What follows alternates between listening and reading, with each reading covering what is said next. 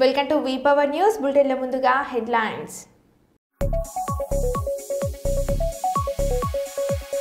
వారణాసి జిల్లాలో కోర్టులో జ్ఞానవాసి కేసు విచారణ సమయంలో కోర్టు రూంలోకి ఒక కోతి.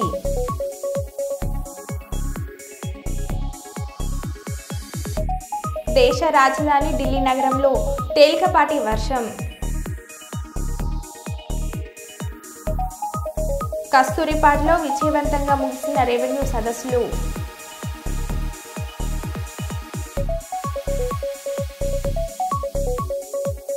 విశాఖ సెంట్రల్ జైల్లో గంజాయి సరఫరా ఆరోపణలు.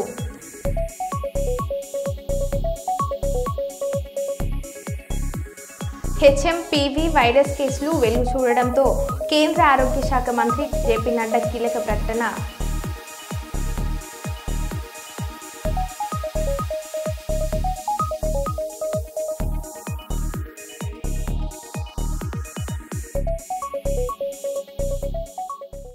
ఇక వివరాల్లోకి వెళ్తే, విశాఖ సెంట్రల్ జైల్లో గంజాయి సరఫరా ఆరోపణలు వచ్చాయి. పూర్తి స్థాయిలో విచారణ చేస్తున్నాం. గత ప్రభుత్వం తప్పిదాల వల్లనే విశాఖ సెంట్రల్ జైల్లో ఇలాంటి పరిస్థితి వచ్చింది. ఖైదీల రక్షణే ముఖ్యం. ఇటీవలే జైల్లో సెల్ ఫోన్లు బయటపడ్డాయి. సెల్ ఫోన్లు బయటపడిన చోట కూడా పరిశీలించాము. విచారణ అనంతరం కఠినమైన చర్యలు తీసుకుంటాం. ఫోన్లో ఎవరెవరు మాట్లాడారో వారిపై కూడా చర్యలు తీసుకుంటాం. జైల్లో గంజాయి మొక్క కనిపించింది. విధులు సమర్థవంతంగా నిర్వహించకపోతే సిబ్బందిపై చర్యలు తీసుకుంటాం. ఎవరిని ఉపేక్షించేది లేదు. విచారణ చేసిన తర్వాత విశాఖ సెంట్రల్ జైల్లో ఉద్యోగులను బదిలీ చేస్తాం. ఎవరిని సస్పెండ్ చేయలేదు. యూనిఫామ్ సర్వీస్లో ఉన్నవారు ధర్నాలో బంద్లో పాల్గొనకూడదు. కొత్త సూపరింటెండెంట్ సెంట్రల్ జైలును ప్రక్షాళన చేస్తున్నారు. టెక్నాలజీని కూడా ఉపయోగించుకుంటాం. సెంట్రల్స్లో జైల్లో సీసీ కెమెరాలు ఏర్పాటు చేస్తున్నాం. 10 రోజుల్లో సీసీ కెమెరాలు ఏర్పాటు చేస్తాం.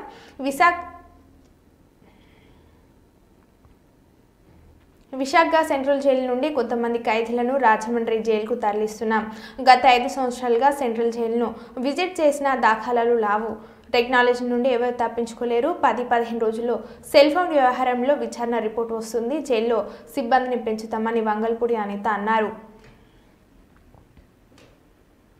బ్లాక్మెయిల్ రాజకీయాలతోని అక్రమ కేసుతో అరెస్టుతో తన ప్రభుత్వం యొక్క తప్పిదాలను కప్పిపుచ్చుకొని మమ్మల్ని మానసికంగా బలహీనపరుస్తున్నారని రేవంత్ రెడ్డి అనుకుంటున్నాడని, మేము మరింత బలంగా పోరాడతాం తప్ప నీ అక్రమాలపై 6 గ్యారెంటీల అమలుపై ప్రశ్నించడం మాత్రం ఆపమని హరీష్ రావు అన్నారు. నువ్వు ప్రజలకు ఇచ్చిన 6 గ్యారెంటీలు అమలు చేసేదాకా నీ ప్రభుత్వాన్ని నిన్ను ఎట్టి పరిస్థితుల్లో వదిలిపెట్టం.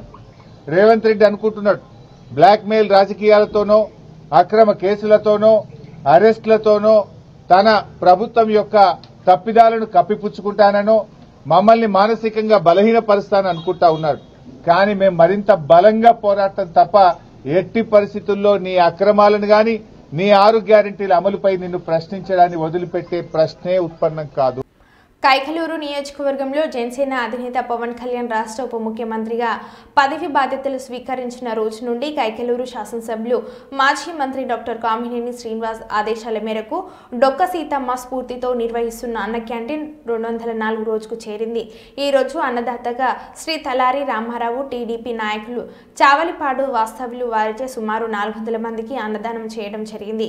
ఈ సందర్భంగా కైకలూరు నియోజకవర్గం జనసేన నాయకులు కొల్లి వరప్రసాద్ మరియు తెలుగు యువత రాష్ట్ర కార్యదర్శి పూల రాజు మాట్లాడుతూ, పవన్ కళ్యాణ్ మీద నా అభిమానంతో ఆయన ఉప ముఖ్యమంత్రిగా పదవి బాధ్యతలు స్వీకరించిన రోజు నుండి కైకలూరు శాసనసభ్యులు మాజీ మంత్రి డాక్టర్ కామినేని శ్రీనివాస్ ఆదేశాల మేరకు దాతల సహాయంతో నిర్వహిస్తున్న అన్న క్యాంటీన్ 204వ రోజుకు చేరుకోవడం చాలా ఆనందంగా ఉందని దాతలు మరొకసారి అభినందిస్తున్నామని తెలిపారు. ఈ కార్యక్రమాన్ని మన ఎన్డీఏ నాయకుల ద్వారా కార్యక్రమాన్ని చేయడం జరిగింది. అలాగే ఆ రోజు నుంచి ఈ 204 రోజులు కూడా మన ఎన్డీఏ నాయకులు, టీడీపీ నాయకులు, బీజేపీ నాయకులు, జనసేన నాయకులు, ఈ నాయకుల సహకారంతో ఈ 204 రోజులు కూడా ఈ కార్యక్రమాన్ని ఆపకుండా చేసుకుంటూ వస్తున్నాం. అలాగే ఎన్ని ఇబ్బందులు వచ్చినా కానీ, ఎన్ని తుఫాన్లు అయినా కానీ ఈ కార్యక్రమాన్ని ఒక్కరోజు కూడా ఆపలేదు అన్నారు ఇక్కడ. అలాగే పెద్దలు మన కామినేని శ్రీనివాస్ గారు ఆయన సూచన ప్రకారం మన తాతల సహకారం చేయమని చెప్పడం జరిగింది. ఆయన చెప్పిన కానీ కూడా అలాగే చేస్తున్నారు. అలాగే 204 రోజులు ఇక్కడ దాతలుగా వస్తున్న ప్రతి ఒక్కరికి పేరు పేరున పెద్దలు పవన్ కళ్యాణ్ గారి తరఫున, అలాగే పెద్దలు మన డాక్టర్ కామినేని శ్రీనివాస్ గారి తరఫున, మన పెద్దలు పూల రాజీ గారి తరఫున, మన పెద్దలు కొల్లివర్ప బాబీ గారి తరఫున కూడా, జనసేన బాబీ గారి తరఫున కూడా అందరికీ ధన్యవాదాలు తెలియజేసుకుంటున్నాం. ఇవాళ కొన్ని మీ గురించి చాలాసేపు ఉన్నారు. అయితే చిన్న అర్జెంట్ పని ఉండి బాబీ గారు అలాగే రాజీ గారు కూడా ఇద్దరు అర్జెంట్ పని వేయడం జరిగింది. అందుకని ఏమనుకోవచ్చు ఈ ఒక్కసారికి. ఎందుకంటే ఈ కార్యక్రమానికి ఇచ్చేసిన కళా రామారావు గారికి, మన అన్న క్యాంటీన్ ఇక్కడ ఈ 204 రోజులు సెక్యూరిటీ కార్యక్రమాలు చూసుకుంటున్న మన పెద్దలు బొమ్మాల సూర్యప్రకాష్ గారు, అలాగే మన పెద్దలు కోటి నాగరాజు గారు, జనసేన నాయకులు, జనసేన కార్యకర్తలు అందరూ కూడా ఈ కార్యక్రమానికి కొన్ని ఎంత ఇదిగా చేసుకున్నారు. అందరికీ కూడా కళా రామారావు గారి తరఫున మీ అందరికీ కూడా ధన్యవాదాలు తెలియజేసుకున్నాం. హైదరాబాద్ మాజీ మంత్రి ఎర్రబెల్లి దయాకర్ రావు ప్రెస్ మీట్. బంజారాహిల్స్ కేటీఆర్ నివాసం వద్ద మీడియా సమావేశం. ఈ సమావేశంలో మాట్లాడిన ఎర్రబెల్లి దయాకర్ రావు తప్పు చేయలేదు, తప్పు జరగలేదు, కేటీఆర్ పై వస్తున్న ఆరోపణలకు భయపడే ప్రసక్తి లేదు, కావాలని కేసులు సృష్టిస్తున్నారు, ఏ విధంగా అయినా ఎదుర్కోవడానికి సిద్ధంగా ఉన్నాం, ఇది కేవలం రాజకీయ కక్షే, ముమ్మాటికి రేవంత్ రెడ్డి ప్రభుత్వ కుట్ర కేసు అని స్పష్టం చేసిన మాజీ మంత్రి ఎర్రబెల్లి దయాకర్ రావు. రాజకీయ కక్ష లేదు, చట్టం తన పని తాను చేసుకోపోతుంది. రాజకీయ కక్షే 100%. నేను 40 ఏళ్ళ నుంచి రాజకీయాలు ఉన్నా, ఇంత ఘోరంగా రేవంత్ రెడ్డి గారి పరిపాలనలు చూడలేదు. అన్ని రాజకీయ కక్షలు కావాలని చేస్తున్నాడు. ఏం చేసినా న్యాయం మా తరఫున తప్పకుండా. ఆదిలాబాద్ జాతీయ రోడ్డు భద్రతా మహోత్సవాలను ప్రారంభించిన మంత్రి సీతక్క. రోడ్డు భద్రతపై వాహనదారులకు అవగాహన కల్పించిన మంత్రి సీతక్క. ద్విచక్ర వాహనదారులకు తప్పకుండా హెల్మెట్ ధరించాలని కోరిన మంత్రి సీతక్క. హెల్మెట్ ధరించి స్కూటీ నడిపి ఆదర్శంగా నిలిచిన సీతక్క. ద్విచక్ర వాహనదారులకు హెల్మెట్ బహుకరించి స్వయంగా ధరింపజేసిన మంత్రి సీతక్క. సీతక్క ఆప్యాయతకు మురిసిపోయిన బైకర్స్. హెల్మెట్ డొనేట్ చేయడం జరుగుతుంది. ట్రాన్స్పోర్ట్ డిపార్ట్మెంట్, పోలీస్ డిపార్ట్మెంట్ కోఆర్డినేషన్తో 20 యూనిట్లు ఫ్రీగా 2% డొనేట్ చేయడం జరుగుతుంది.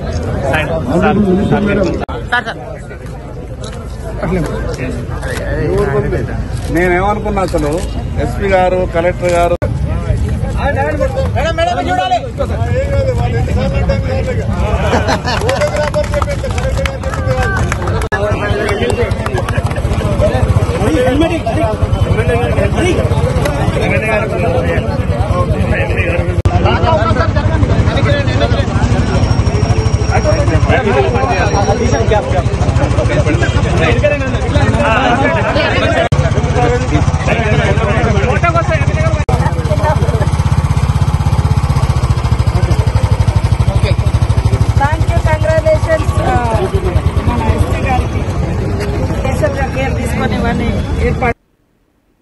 అక్కయ్యపాలెం నరసింహానగర్ రైతు బజార్ దగ్గర పర్యావరణ పరిరక్షణలో భాగంగా సింగిల్ యూజ్ ప్లాస్టిక్ నియంత్రణపై జేడీ ఫౌండేషన్ మరియు జీవీఎంసీ సిబ్బందితో రైతు బజార్ వద్ద చేతి సంచుల పంపిణీ మరియు ప్లాస్టిక్ అనార్థాలపై అవగాహన కార్యక్రమం నిర్వహించడం జరిగింది. ముందుగా ప్లాస్టిక్ సంచి తెచ్చుకొని రైతు బజార్ వచ్చిన వినియోగదారుని దగ్గర ప్లాస్టిక్ సంచి తీసుకొని గుడ్డ సంచి ఇవ్వడం జరిగింది. అనంతరం బజార్కు వచ్చిన కొనుగోలుదారులకు గుడ్డ సంచులు పంపిణీ చేయడం జరిగింది.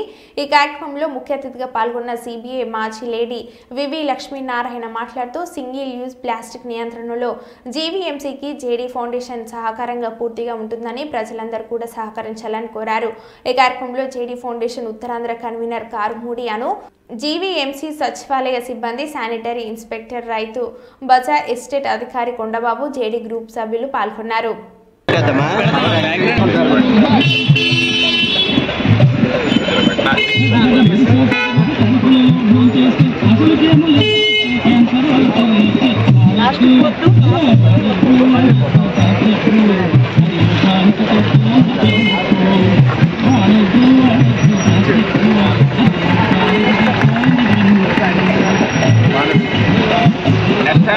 బాబు ఫైల్ రాస్తారు.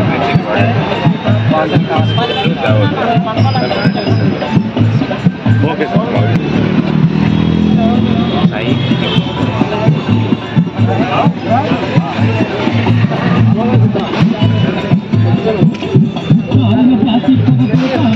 సమస్యలు హోటల్లో కానీ దేంట్లో పెట్టింది సార్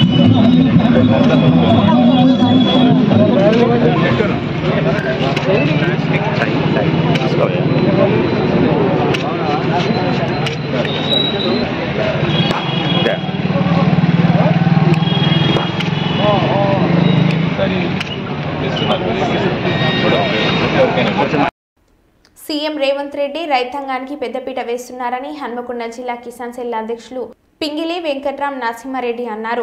రైతు భరోసా అమలు చేయడానికి కేబినెట్ ఆమోదం తెలపడానికి హర్షిస్తూ కిసాన్ సెల్ ఆధ్వర్యంలో హసన్పర్తి మండల కేంద్రంలో సీఎం ఉప ముఖ్యమంత్రి వ్యవసాయ శాఖ మంత్రి ఎమ్మెల్యే చిత్రపటాలకు కిసాన్ సెల్ ఆధ్వర్యంలో పాలాభిషేకం చేశారు. కాంగ్రెస్ ప్రభుత్వం ఇచ్చిన 6 గ్యారెంటీలను ఒక్కొక్కటిగా అమలు చేసుకుంటూ వెళ్తుందని అన్నారు. మేనిఫెస్టోలో చెప్పిన ప్రకారం కాంగ్రెస్ ప్రభుత్వం ఇచ్చిన మాట నిలబెట్టుకుంటుందని ఆనందం వ్యక్తం చేశారు. దీనిపై సీఎం రేవంత్ రెడ్డి సహా మంత్రివర్గానికి కృతజ్ఞతలు తెలిపారు. కాంగ్రెస్ ప్రభుత్వం ఏర్పడ్డాకే పార్టీలకు అతీతంగా బడుగు బలహీన వర్గాలకు అనేక సంక్షేమ పథకాలు అందుతున్నాయని గుర్తు చేశారు. కాగా కాంగ్రెస్ ప్రభుత్వం రైతు భరోసా కింద ఈ నెల 26 నుంచి ఏడాదికి ఎకరానికి 12,000 రూపాయలు, అదేవిధంగా భూమి లేని రైతు కూలీలకు ఏడాదికి 12,000 రూపాయలు ఇవ్వనున్నట్లు నిన్న సీఎం రేవంత్ రెడ్డి ప్రకటించారని పేర్కొన్నారు.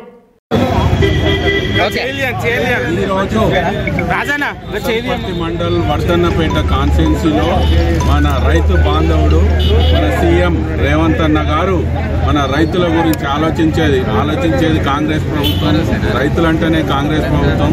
రైతుల గురించి ఆలోచించి ఒక సంవత్సరానికి ఎకరాకు 12,000 రూపాయలు ఇస్తానని మొన్న మనకు అసెంబ్లీలో ప్లస్ మన క్యాబినెట్ మీటింగ్లో తీర్మానం చేసినందుకు ఇవాళ మేము రేవంత్ రెడ్డి గారికి పాలాభిషేకం చేస్తున్నాం.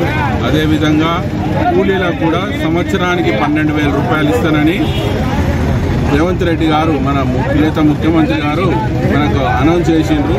కాబట్టి మేము అందరం కలిసి హసన్పర్తి మండల్లో mandal party president, division president, డైరెక్టర్లు, మిగతా కార్యకర్తలు, సీనియర్ కార్యకర్తలు, మాజీ జెడ్పీటీసీలు అందరం కలిసి ఇక్కడ రైతు బాంధవునికి మేము పాలాభిషేకం సంతోషంగా చేసి అరటి పండ్ల పంపిణీ చేసినాము. ఇది మా యొక్క అందరి అభిలాష, ఆశ. 15,000 ఇస్తామన్నది వాస్తవం. అప్పుడు మాకు టీఆర్ఎస్ ప్రభుత్వం గత 10 ఏళ్లలో 7,50,000 రూపాయల అప్పులు చేసి మా నెత్తి మీద పెట్టింది. కాబట్టి 7,50,000 కోట్ల అప్పులు చేసి మా నెత్తి మీద పెట్టి ప్రతి నెల 6,500 కోట్ల మిత్తి కట్టడానికి 1వ తారీఖు నాడు ఆయనకు 5వ తారీఖు జీతాలు ఇచ్చేటాడు. మేము టెన్షన్గా 1వ తారీఖుగా జీతాలు ఇచ్చుకుంటూ ఇంతకుముందు 2 లక్షల రుణమాఫీ అన్నది మేము చెప్పినట్టుగా 2 లక్షల రుణమాఫీ 20,600 కోట్లు రైతులకు మినిమం 25 లక్షల రైతు కుటుంబాలకు 2 లక్షల రుణమాఫీ చేసినాం.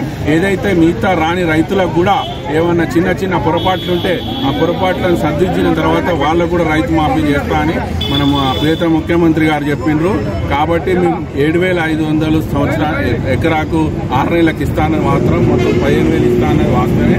కానీ ఇవన్నీ చూసుకొని అయితే బడ్జెట్ అయితే ఏ విధంగా ఉంటుందో చెప్పిన మాట నిలబెట్టుకుని బ్రోకర్ మాట చెప్పకుండా మేమైతే రైతుల గురించి ఆలోచించి 2 లక్షల రుణమాఫీ చేసి ఈ రైతు బంధు ఇచ్చి రైతు కూల 12,000 ఇచ్చి ఇవన్నీ మాట నిలబెట్టుకుంటూ 6 గ్యారెంటీలు చేసి ఇవన్నీ చేసుకుంటూ మన ప్రభుత్వము ఇక్కడ రేవంత్ రెడ్డి గారి ప్రభుత్వము, క్యాబినెట్, మా ఎమ్మెల్యేలు అందరూ కలిసి ఈ మా కాంగ్రెస్ పార్టీ రైతుల గురించి ఆలోచించే పార్టీ. కాబట్టి ఇది మేము తప్పకుండా ఏ అయితే చెప్పినరో అవన్నీ కూడా ఫుల్ఫిల్ చేయడానికి చాలా తీవ్ర ప్రయత్నం చేస్తుండ్రు. లోటున్నా కూడా సర్దిస్తుంది. విస్సన్నపేట మండలం వేమిరెడ్డిపల్లి తండాలో సారా కాయుటకు సిద్ధంగా ఉన్న 400 లీటర్ల బెల్లపు ఊట ధ్వంసం చేయడమైంది. ఒక బట్టి సామాను సాధ్వినం. అదేవిధంగా విస్సన్నపేట పరిధిలోని రాజీవ్ నగర్కు తేలికలకుంట చెరువు వద్ద తాతకుంట్లకు చెందిన వ్యక్తికి సంబంధించిన బట్టి సామాన్ బెల్లం ఊటగా భావించబడుతున్న 600 లీటర్ల ఊట సాధ్వినం. మొత్తం 1000 లీటర్ల బెల్లం ఊట, 6 డ్రమ్ములు, 2 బట్టి సామాన్లు సాధ్వినం మరియు ధ్వంసం. ప్రజల ఆరోగ్యమునకు ప్రమాదకరి అయిన నాటుసారా తయారీ, అమ్మకం, రవాణా కొనటం చట్టరీత్యా నేరం. ఈ కేసుల్లో జైలుకు రిమాండ్ పంపడం తప్ప స్టేషన్కు బెయిల్కు అవకాశం లేదని ప్రజలు తెలుసుకోవాలి. ప్రమాదకరమైన సారా కేసులో అలవాటు పడ్డ వారి మీద పీడీ యాక్ట్ పెట్టి 2 నుంచి 3 సంవత్సరాలు జైలుకి పంపించడం జరుగుతుందని J Srinivas excise inspector incharge అన్నారు.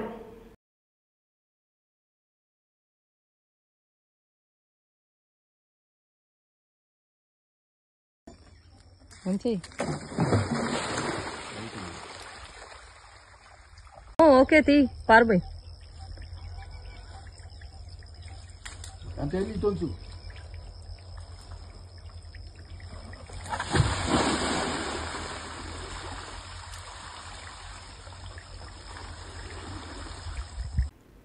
బాన్స్వాడలో ప్రభుత్వ వ్యవసాయ సలహాదారు ఎమ్మెల్యే పోచారం శ్రీనివాసరెడ్డి జహీరాబాద్ ఎంపీ సురేష్ షెట్కర్తో కలిసి మంత్రి జూపల్లి కృష్ణారావు ప్రెస్ మీట్ నిర్వహించారు.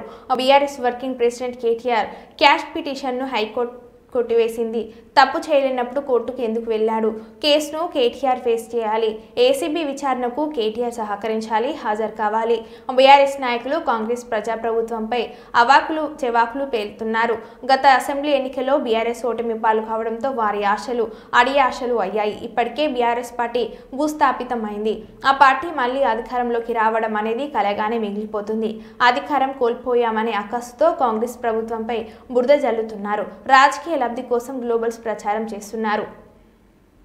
డెఫినెట్ గా అభివృద్ధి జరగాలంటే పెట్టుబడులు రావాలంటే నూతన పంతాలు ప్రపంచంతో పోటీపడే పరిస్థితి రావాలి. అందుకనే ఈరోజు స్కిల్ యూనివర్సిటీ కావచ్చు, అలాగే స్పోర్ట్స్ యూనివర్సిటీ కావచ్చు, మూసీ డెవలప్మెంట్ కావచ్చు, ఎన్నో నూతనంగా కొత్త ఆలోచనతోటి ఈ కొత్త అంటే అభివృద్ధి కార్యక్రమాలు ఎన్నో జరుగుతూ ఉన్నాయి. డెఫినెట్ గా వచ్చేటువంటి ఈ 5 సంవత్సరాలే కాదు, మళ్ళీ వచ్చే 5 సంవత్సరాలు కూడా కాంగ్రెస్ పార్టీ అధికారంలోకి వస్తుంది. ప్రజల ఆకాంక్ష నెరవేర్చాలని చేస్తాం. అమరవీరులు ఎవరైతే తెలంగాణ కోసం ప్రాణాలు అర్పించారో అమరవీరుల ఆకాంక్షలు ఒక్కొక్కటిగా ఈ ప్రభుత్వాలు నెరవేరుతా ఉన్నాయి. ఆనాడు అవమానం పాలేదు, ఈనాడు అందరికీ కూడా న్యాయం చేసే కార్యక్రమం చేస్తాము. సో దీనికి నేను ఒకటే విజ్ఞప్తి చేస్తాను. తెలంగాణ రాష్ట్రానికి దేశంలో అయినా రాష్ట్రంలో కాంగ్రెస్ పార్టీ శ్రీరామ రక్ష 60 చూస్తాము. కాబట్టి ఈ ప్రభుత్వాన్ని ఈ పార్టీని కాపాడుకోవాల్సిన అవసరం ఉందని మీ ద్వారా ప్రధానికారికి విజ్ఞప్తిస్తాను. Thank you. సస్టైన్ చేయకండి. బాన్స్వాడ నియోజకవర్గానికి రావడం జరిగింది. ఈ రోజున బాన్స్వాడలో ప్రెస్ మీట్ లో పాల్గొంటున్నటువంటి సీనియర్ మోస్ట్ నాయకులు మాజీ స్పీకర్ గారు, మాజీ మంత్రి గారు 10,000 రూపాయలు కంతు నుండి ఈఎంఐస్ అది వచ్చి నెలకు 6,500 కోట్లు కట్టాల్సి. ఈ గడిచిన 12 మాసాలు సుమారుగా 70,000 కోట్ల రూపాయలు వడ్డీ అసలు చెల్లించడం జరిగింది. అయినా కూడా మీరు ధనిక రాష్ట్రమైన ఇన్ని లక్షల కోట్లు అప్పు చేసినా కూడా 10 సంవత్సరాల కింద మీరు చెప్పిన స్కీమ్స్ ఏమి కూడా అమలు కాదు, ఏమి కూడా అమలు కాలేదు. అట్లాగే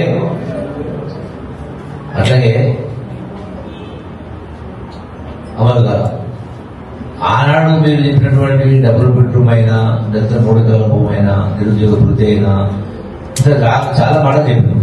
ఈవెన్ వాళ్ళు చెప్పినటువంటి రుణమాఫీ రైతులకు 1,00,000 రూపాయలు మాఫీ చేస్తామని చెప్పి కూడా 5 సంవత్సరాల లోపల చేసింది. అంటే ఈ 5 సంవత్సరాలు అయ్యే వరకు అసలు తడిసి మొప్పడే వడ్డీగా జరిపోయింది. రెండవ పర్యావరణానికి వచ్చిన తర్వాత మళ్ళీ 1,00,000 రూపాయలు ఇస్తున్న తర్వాత కేవలం 500 మంది రైతులకి అది కూడా 5 సంవత్సరాల చివరి ఎన్నికల ముందు చెల్లించడం జరిగింది. మరి ఇన్ని అప్పుల కుప్పను చిప్పచేతికిచ్చి ఈ ప్రభుత్వానికి ఇచ్చిన తర్వాత కూడా ఈనాడు గౌరవ ముఖ్యమంత్రి రేవంత్ రెడ్డి నాయకత్వంలో ఇటువంటి దుర్భరమైనటువంటి ఆర్థిక పరిస్థితిలో కూడా 6 గ్యారెంటీలు అమలు చేస్తూ ఈనాడు రుణమాఫీ కావచ్చు, రైతు భరోసా కావచ్చు, ఇంద్రమ్మ ఇల్లు కావచ్చు, ఒక్కొక్కటి ఇవన్నీ కూడా చేసుకుంటూ వస్తాము.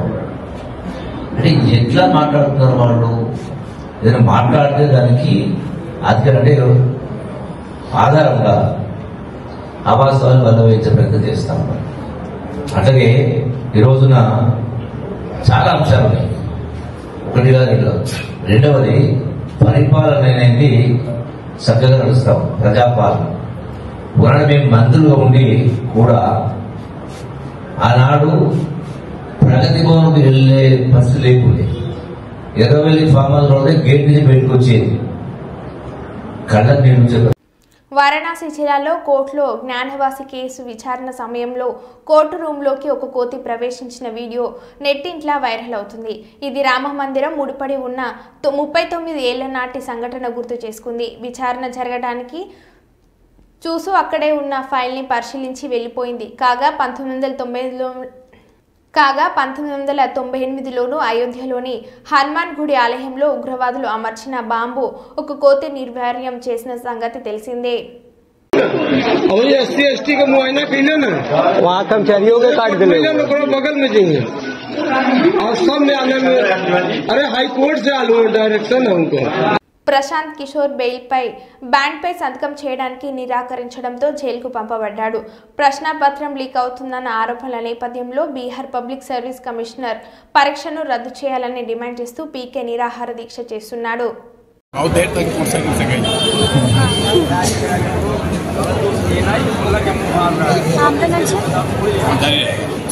बिल्कुल जारी रहेगा, वहाँ भी जेल में भी जारी रहेगा. आप पर अकेला हमला नहीं सर, 14 करोड़ लोगों पर हमला, जनतंत्र पर हमला. हम लोग साथ में है सर, बम्बली सर के साथ में है, चिंता नहीं करेंगे. नहीं रुकना नहीं, रुकेंगे तब तो ये लोग मन बढ़ जाएगा.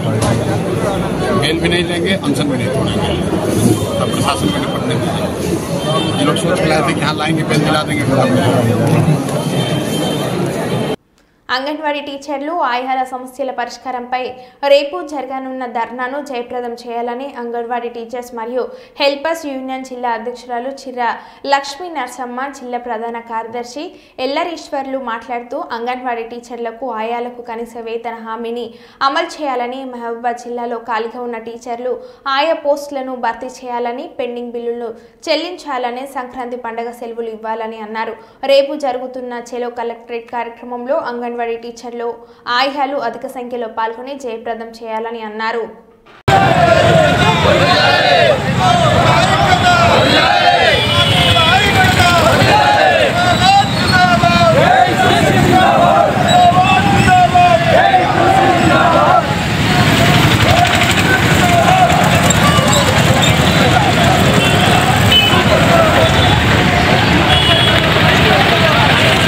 కార్మికులంతా కూడా తమ న్యాయమైన డిమాండ్ కోసం ప్రభుత్వం దృష్టికి పలుమార్లు తీసుకొచ్చినా కూడా ప్రభుత్వం స్పందించకపోవడంతో పాటు సంబంధించిన శాఖ కార్పొరేషన్ స్పందించకపోవడంతో మరి సమ్మె కొనసాగుతున్న నేపథ్యంలో ఈరోజు చెలో కలెక్టరేట్ ఆందోళన పిలుపునివ్వడం జరిగింది. ఈ ఆందోళనలో భాగస్వామి అయినటువంటి మరి మహబూబాబాద్ జిల్లాలోని తొర్రూరు, మరిపెడ, కేసముద్రం, కొత్తగూడ, మహబూబాబాద్ ఎమ్మెల్యేస్ పాయింట్లకు సంబంధించినటువంటి కార్మిక మేస్త్రీలకు, నాయకులకు మొదటగా వాళ్ళందరూ కూడా విప్లవ అభినందనలు తెలియజేస్తా ఉన్నాం. వాటితో పాటు తెలియజేయడం కోసం రాష్ట్రం లోపల కూడా ఉన్నటువంటి కార్మిక సంఘం టీయూసీఐ నాయకులు మరి కొత్తపల్లి రవి గారు, అదేవిధంగా మరి ఈ యొక్క సంబంధించినటువంటి కార్యక్రమానికి అధ్యక్షత వహించిన వంకాయలపల్లి జక్కరయ్య గారు, ఏఐటీసీ జిల్లా ప్రధాన కార్యదర్శి కామ్రేడ్ దేశపల్లి నవీన్ గారు, వివిధ ఎమ్మెల్యేస్ పాయింట్ల నుంచి వచ్చినటువంటి వాళ్ళు, అదేవిధంగా ఏఐటీసీ నాయకులు, టీయూసీఐ నాయకులు అందరికీ కూడా లాల్ సలాం తెలియజేస్తూ మరి ముఖ్యంగా సివిల్ సప్లై కార్పొరేషన్లో మరి మనం చాలామంది దీర్ఘకాలికంగా రాష్ట్రం లోపల ప్రజా పంపిణీ వ్యవస్థ ప్రారంభమై ప్రజలందరికీ కూడా ప్రధానంగా సంక్షేమ పథకం. దేశ రాజధాని ఢిల్లీ వాసులకు ఇవాళ కాస్త ఉపశమనం లభించింది. ఇవాళ ఉదయం రాజధాని నగరంలో తేలికపాటి వర్షం కురిసింది. దీని కారణంగా వాతావరణం మారిపోయింది. మంచినీటి ఉపశమనం లభించింది. దీంతో విజిబిలిటీ సైతం మెరుగుపడింది. ఇవాళ ఉదయం ఢిల్లీ ఇందిరాగాంధీ ఎయిర్పోర్టు రన్వేపై విజిబిలిటీ 1000 మీటర్ల నుంచి 2000 మీటర్ల మధ్య ఉంది. ఈ కారణంగా విమాన కార్యకలాపాలకు ఎలాంటి ప్రభావం పడలేదు.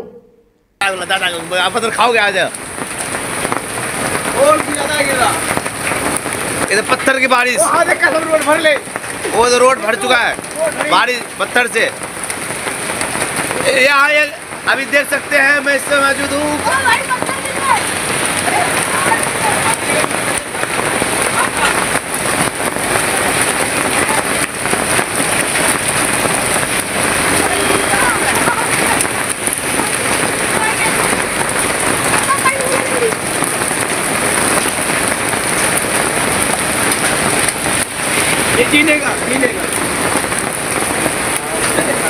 पत्थर की पहुंचार लग गया, पत्थर की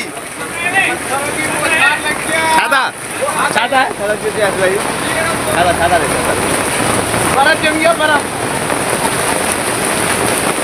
హెచ్ఎంపీవీ వైరస్పై కేంద్ర కీలకం ప్రకటన. దేశంలో హెచ్ఎంపీవీ వైరస్ కేసులు వెలుగు చూడడంతో కేంద్ర ఆరోగ్య మంత్రి జేపీ నడ్డా కీలక ప్రకటన చేశారు. ఇదేమీ కొత్త వైరస్ కాదు, 2001లోనే దీన్ని గుర్తించారు. కేసులు పెరుగుతున్న దృష్ట్యా ఆరోగ్య శాఖ అప్రమత్తంగా ఉందని అన్నారు. సవాళ్లను ఎదుర్కొనేందుకు సిద్ధంగా ఉన్నాము, పరిస్థితిని ఎప్పటికప్పుడు సమీక్షిస్తున్నాము. ప్రస్తుతం భయపడాల్సిన అవసరం ఏమీ లేదు, ప్రజలందరూ అప్రమత్తంగా ఉండాలని మంత్రి జేపీ నడ్డా అన్నారు. Health experts have clarified that HMPV virus is not a new virus. It was first identified in 2001 and it has been circulating in the entire world since many years. HMPV spreads through the air by way of respiration. This can affect persons of all age groups. The virus spreads more during the winter and the early spring months. On recent reports, the cases of HMPV in China, the Health Ministry, the Indian Council for Medical Research and the National Center for Disease Control are keeping a close watch on the situation in China as well as in the neighboring countries. WHO has taken cognizance of the situation and will share their report shortly with us. The country data for respiratory viruses available with Indian Council for Medical Research (ICMR) and the Integrated Disease Surveillance Program has also been reviewed and no surge in any of the common respiratory viral pathogens is observed in India. Joint Monitoring Group meeting was held under the chairmanship of Director General for Health Services on 4th of January 2025 to review the situation. The health systems and surveillance networks of the country remain vigilant, ensuring the country is ready to respond promptly to any emerging health challenges. There is no reason to worry. We are closely monitoring the situation. మరో బులెటిన్లో మళ్ళీ కలుద్దాం. Stay tune.